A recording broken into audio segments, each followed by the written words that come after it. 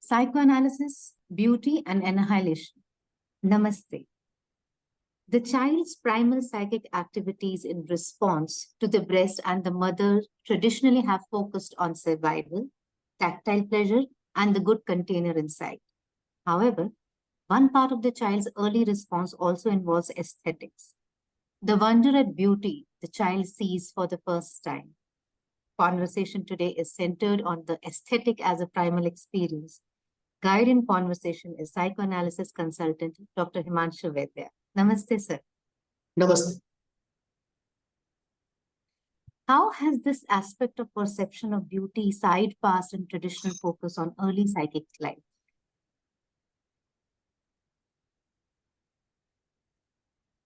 There have been a list of reasons why the positive, the constructive, the aesthetic, the healthy has not become a part of psychoanalysis, at least not at its center. Much of it is taken up now by positive psychology, which should have been taken up by psychoanalysis. It did not happen for a variety of reasons. The first being, psychoanalysis essentially was a clinical and is a clinical discipline, and the focus is therefore on healing of pathology. And since we have a long way to go in the realm of pathology itself, which is the first center of the discipline, issues on the circumference have not received that kind of attention. So the first reason is the sheer necessity of focus, given the suffering created by pathology.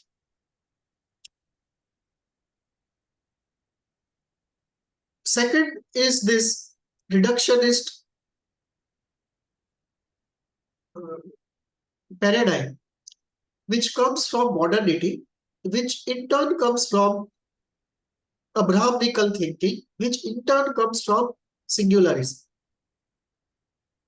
We have discussed before how singularism and pluralism are fundamental orientations of civilizations. Hindu civilization primarily is a pluralistic civilization. It is true for much of the East. The Western civilization, more especially the Abrahamical Judeo-Christian civilization, which includes the Judaic part, the Christian part, and the Islamic part. That part of civilization essentially is based on singularism. Psychoanalysis is a product of modernity. Psychoanalysis, therefore, also is a product of singularism. And this singularism came into psychoanalysis, where the founding principle of psychoanalysis, the earliest principles were three. That the psyche essentially is based upon three primary principles: survival of the self, survival of the species, maximization of pleasure. And by pleasure, generally it was referred to as sense pleasure. Later on, the pleasure of power, the pleasure of ego got added, but much later, and the pleasure of anything artistic, anything to do with knowledge, those higher pleasures never came to the center of psychoanalysis. Beauty falls in that kind of realm, the healthy realm. And because psychoanalysis was focused essentially on the pathological aspect of psychic life, it did not go into the healthy aspect of psychic life. So this was the second reason that the reductionist spirit of psychoanalysis, especially of the early years, that did not allow much theorizing to happen on beauty. However, there were some people in psychoanalysis who were interested in applying psychoanalysis to the healthy aspects of human mind. Kohut was one of them. Meltzer was another. And there was one more, I don't recollect the name correctly. A name from Rolostow or something. I forget the name. But he was also interested in the healthy aspect of human nature. Winnicott was one such person. He had quite some interest in the healthy part of human nature. So Meltzer did a lot of work on aesthetics. Meltzer was a Kleinian. He follows the Kleinian tradition. But after Klein, Meltzer, Bion, Grotstein, they all went on in developing Kleinian theory in various ways. Meltzer focused on the aesthetic part of it. He did a lot of other work also, but aesthetics was something new. And he brought into focus the whole idea of wonder, exhilaration, and awe the child experiences as it sees the beautiful mother. And the mother seems so beautiful, so out of this world, so sublime. Almost the moon you cannot touch. And this results in a very unique set of experiences for the child. The first experience is of wonder. Rather, I should say the first experience is of pleasure. The pleasure of seeing the beauty. The second experience is of wonder. As the pleasure keeps on increasing in intensity, the wonder sets in as to how it is possible for somebody or something to be so beautiful. And then the imagination comes in.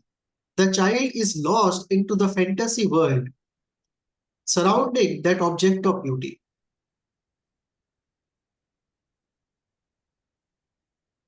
And then a variety of things happen. Obviously, the thing of that object of beauty becomes an object of desire. And when that object of desire happens, many things happen. One, you can get lost, the child can get lost into the fantasy world of the surreal. And depends how early the surreal world we are referring to.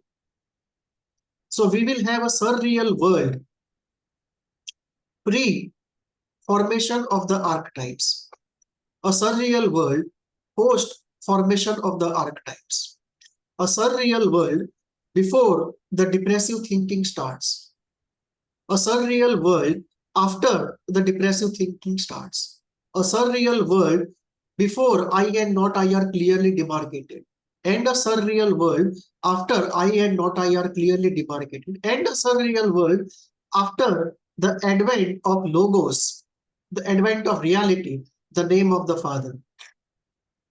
After the paternal has come into the eros, castrating the eros. So the surreal is across, and at what stage are we looking at the surreal will give us an idea about the nature and flavor and the consequences and the origin of the surreal. Therefore, the perception of beauty, or rather the response to beauty, is different at different stages. If we are looking at the very early stage, before the archetypal layer is constructed, we have a very chaotic, volcanic world of fantasy. And in that, there is a small period of time where the perception of beauty happens. And it is a momentary temporal flare of beauty. And when it repeats, there is this flare of wonder, of awe, of desire. And after the archetypal layer is formed, there is some sort of stability. It is not as chaotic and volcanic and as dynamic as it is before, because now you have some structure with which to work. And once this structure is there, you have more stable fantasies. You have more stable imagination at work. The mind also learns to keep ideas and thoughts and feelings more stable, rather than everything being in a rapid fire situation. So then the second stage begins, that apart from the wonder, exhilaration, pleasure, and awe, you can have a situation where you are lost into the surreal. And you can also have situations where you enter into two extremes and everything in between. The two extremes are, one, you can get into that meditative state of complete stability.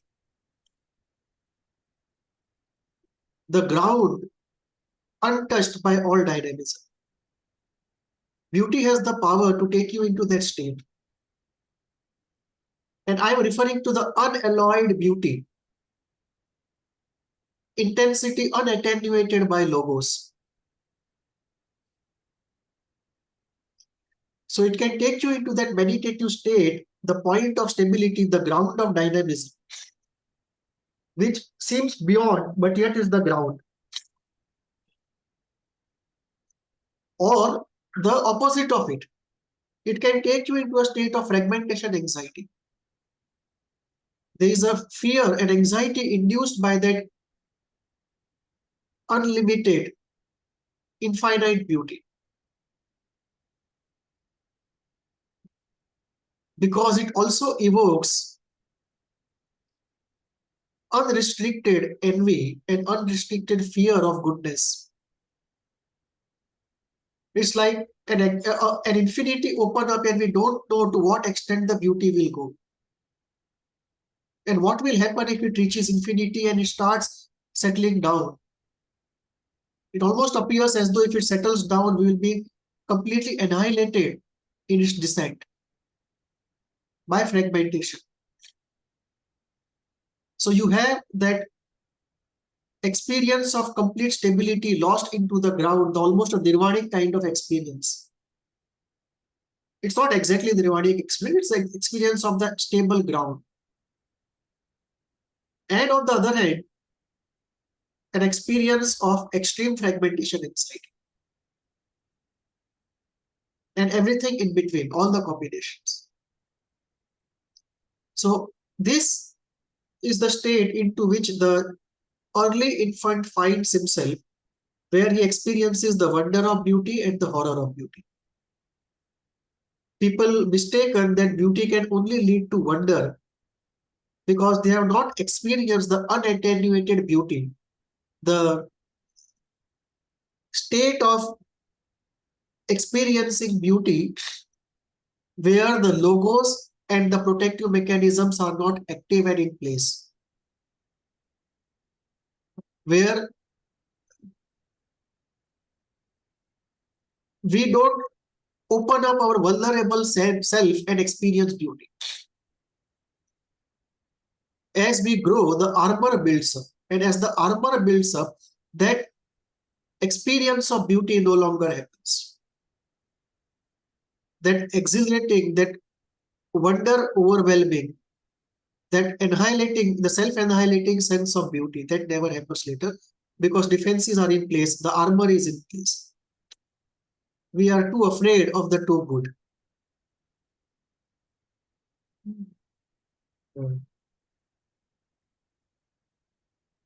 There is a film which is called The Unbearable Lightness of Being. The unbearable lightness of Being. It is this kind of a situation. It's an unbearable beauty that we see in existence. And the kind of fragmenting and self-annihilating responses our system gives to it. So the child experienced this too, and everything in between, the wonder of beauty and the horror of beauty. So when we talk about the eros towards the surreal, is this aesthetic experience not powered by omnipotence? It is. It is. It is powered by omnipotence. It is also powered by pleasure. It is also pleasure powered by imagination. But omnipotence plays a very central part in this, because we all have in us a quest for omnipotence. And the first preference is to be omnipotent. which when we cannot be, and we experience this very early in life, that we want to be omnipotent, but we cannot be. So the first station is we want to be omnipotent. Second station is we want to believe we are omnipotent, although we know we are not omnipotent. The third station is the reality castrates us so much that we know that we can't even believe in our omnipotence. And then two things come up. Either we give up the desire or we live by identification. So the desire being too strong, we can't give up the desire. So we project it onto others and live through them by identification. So then somebody has to be there capable of holding that projection of omnipotence. And obviously, parents are ideally placed in that situation. That we are incapable of survival and they help us survive. We are incapable of anything and they seem to be capable of everything. So for a child, the parents realistically seem omnipotent. So now you have an object who deserves, who solicits and deservedly solicits the projection of omnipotence, and therefore it's a match for both of us. They love the reverence of omnipotence, and we want to believe in omnipotence because one, it is our desire to live out the omnipotence, and two, somebody being omnipotent allows us to manage our anxieties,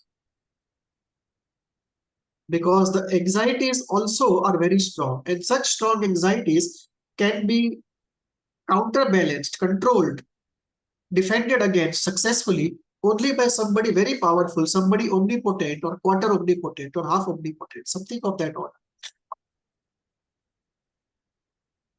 Just as a paranoid person needs a manic person to balance out, we have here very high anxiety which can be managed only by very high power potential, which is some degree of omnipotence. Another part of omnipotence powering this perception of beauty is this, that when we do this omnipotent projection, one of the components of omnipotence is endless beauty. Just as another component, the central component, is endless power. So when we say omnipotence, we refer to something which has endless beauty, endless power, endless knowledge, endless love, and is immortal. So endless beauty is one component of omnipotence. So that also is one factor why we experience it. And we'll see later that much of it is also because of our projection. Few mothers would indeed be so beautiful so as to warrant an omnipotent projection. So in most cases, it happens because there is a push from the innate forces to undergo this developmental stage. But there would be few mothers who indeed would be so beautiful so as to deservedly warrant a projection. And in those cases, the overwhelming of the child would be very strong by that sense of beauty. Because the mother deservedly solicits that projection, which in most cases the mother doesn't deserve. The projection happens because of innate forces. There is also an element of, sorry. No, support. There is also an element of constitution and karma and the journey of the self. How much you want to experience beauty in this incarnation, if you believe in karma and self-journey. And if you don't believe, then obviously you come to constitution. But either ways, there's something innate about how much projection are you going to make, how much beauty you want to experience, how much will you open up your vulnerable self without defenses to the experience of beauty. And how much this is your motivation, whether you called it biologically driven or karmically and self-journey driven. or a combination. Mhm. So this also is an element which governs the projection of omnipotence, which leads then to the perception of beauty. This also can lead to idealization and de-idealization. Mhm. Because once you project omnipotence and you see endless beauty outside, it leads to idealization of that beautiful object and de-idealization of oneself. And this can strengthen, you are all good, I am not good enough.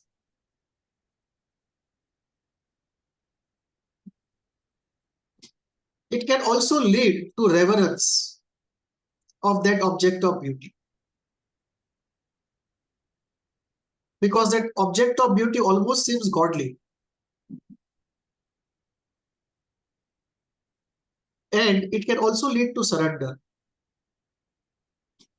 So you can have reverence, or you can have more than reverence, which is surrender. And if it goes on further in intensity, it can lead to a desire for merger. That only if I can be a part of that such a celestial, heavenly, beautiful object. Instead of being what I am,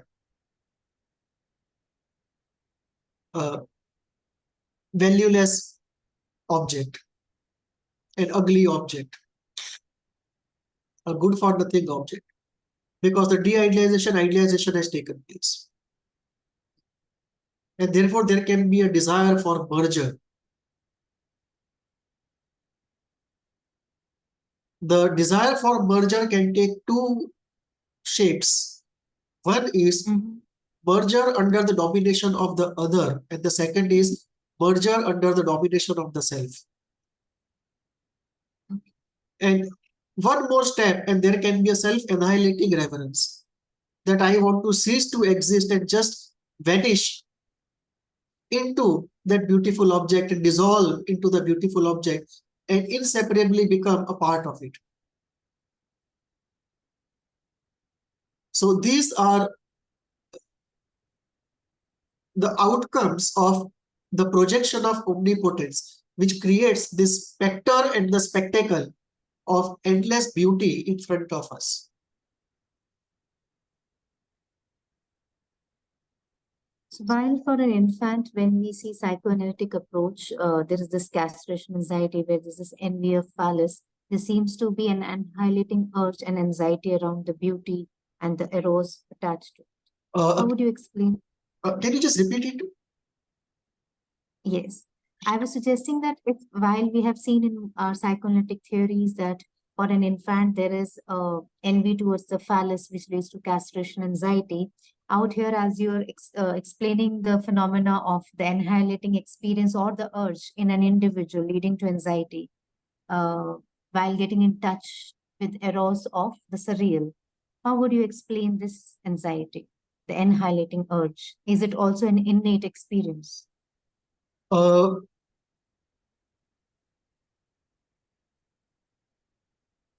It is definitely an innately driven experience. It is not so much trained by environment kind of experience. So definitely we are talking about more constitution and less environment in this experience. And more of unconscious. Yeah, it's largely unconscious. It's too early to really be conscious. It is nature at work rather than the individual at work.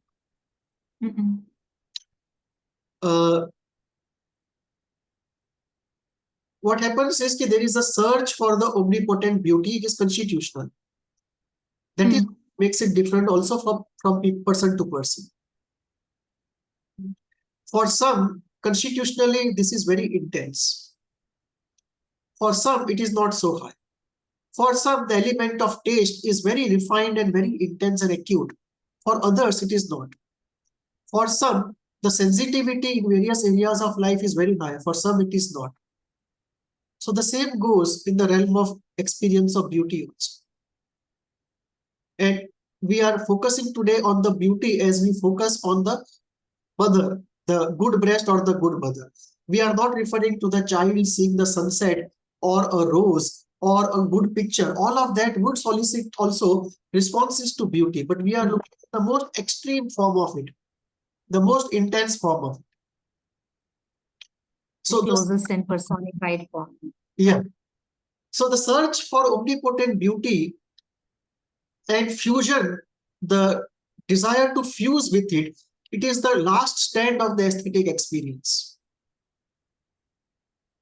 So there is a whole gradation of experiences, a gradation of responses, from just liking to appreciation, to intense pleasure, to reverence, to surrender, to merger, to annihilation. And in annihilation, there are various forms it can take. It can just be fusion and annihilation, or it can be going to that ground, or it can be a sort of a sublime exhilaration, something nearing ecstasy. So these are various shades of those peak experiences. And the experience of absolute stability that we talk about, the ground, it is not actually absolute. It is still the ground, and the absolute is beyond. Once we have discussed the omnipotence, the ground, and the beyond. So one can experience omnipotence by identification. One can experience some more intense state of the ground, and one can experience, no, one cannot experience, but human mind can conceptualize of the absolute. Now, the fatal fusion and the urge to merge can also be threatening. Because on one hand, it is a response to something beautiful in the flavor of surrender. But another part of us can also feel terrified of this fatal urge, the fatal fusion and the urge to merge. And a part of us can also be terrified of the idealization, de-idealization process. It can also be terrified of the power differential that comes between the omnipotent and the opposite of omnipotent, the good for nothing. And this can lead to self-disintegration. If the self has already been formed. If the self has not been formed, it's worse. But if self has formed, that also can disintegrate, and you can have a fountain of fragmentation anxiety. And therefore, what we look at here is that on one hand, we can have experiences of states like appreciation, pleasure, reverence, surrender, merger, fusion, ground, one set of positive experience. On the other side, we can go into anxiety, into de-idealization, into anxiety, into complete fragmentation, into the terror of fusion, of ceasing to exist. So there is this complete range of experiences which comes up in response to that awe creating endless beauty. A beauty cannot be contained by any boundary our minds can create. It overflows every boundary our mind can create. And this uncontainable beauty, this endless beauty no container can behold, this flow into the infinity of that endless beauty is what creates both these extreme feelings, this whole range of positive and negative feelings. And therefore, the infant experiences this, the response to beauty, as a mocktail of exhilaration and anxiety. It's a strange mocktail of exhilaration and anxiety. Both mixed in different proportions to create different drinks in different glasses. And this is a complete bar that the infant experiences sim by sim. When you're talking about this entire range and spectrum of streams, does it not involve opening up of infinity?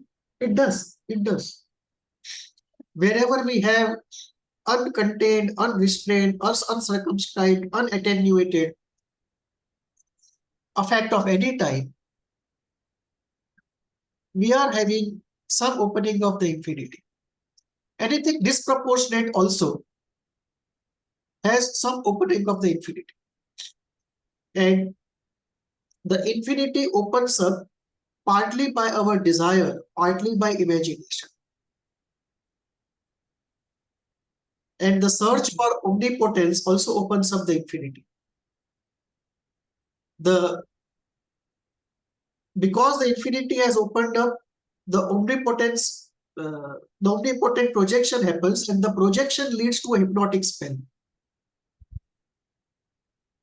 Because the endless beauty that we experience, it is not only real, in reality it is there, but it's actually a combination of whatever is there in reality plus our projection. And in most cases, it is more the projection and less the reality. In few cases, the reality is substantial and the projection is substantial. In most cases, it is largely the projection. So what happens is our own inner dynamics leads to the projection of omnipotence. So we project endless beauty from inside on the person, and then we experience as though it is coming from outside. So in a sense, we are responding to our own projections. Mm-hmm. And it's almost like a hypnotic spell of wonder that makes us experience exhilaration and anxiety. Archetypal projections of eternal endless beauty also can happen. And this is where I think we have not conceived rightly of a beauty archetype. Some persona, some human persona representing endless beauty. And whatever that archetype is, that can also get projected. And therefore, there are two parts of it. The person as he is, how much it solicits. So the two parts are the person and the child. So the innate force of the child forces certain projections. And certain projections are solicited by the person in front. And therefore, the same child projects differently on different people. The more he likes somebody and the more good-looking somebody is, the more he projects.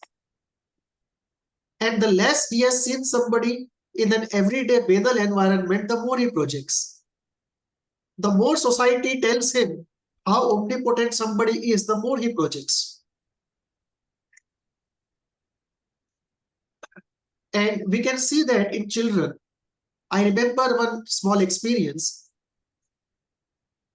I was well dressed and I went to a tea corner and there was a small child there. A child coming from a very poor family. And he was there and he was looking at me with awe. And the other person, the owner of the tea shop, he told him, he is after all just another man. Why are you looking like this to at him? And this is a real incident. You could see that projection of omnipotence, the projection of beauty, the projection of awe onto people that we hold are much above us and omnipotent, relatively speaking. Because the child would not have found probably many people who could solicit them. And I became one of those who could solicit it. And the other person, out of his narcissistic rage, his envy, castrated that experience. Mm. So this projection also has a survival value to it. Because if the child projects omnipotence, child also will project strong attachment to the person and by projective identification, and in return solicit attachment from that person, which is very necessary for child survival. So this projection of endless beauty, the projection of omnipotence is also helpful in projection of attachment. constructing the bridge of attachment, and in return soliciting attachment from the caregivers, which helps survive. So it's also a survival enhancing mechanism apart from the aesthetic and the affective range of experiences it brings in.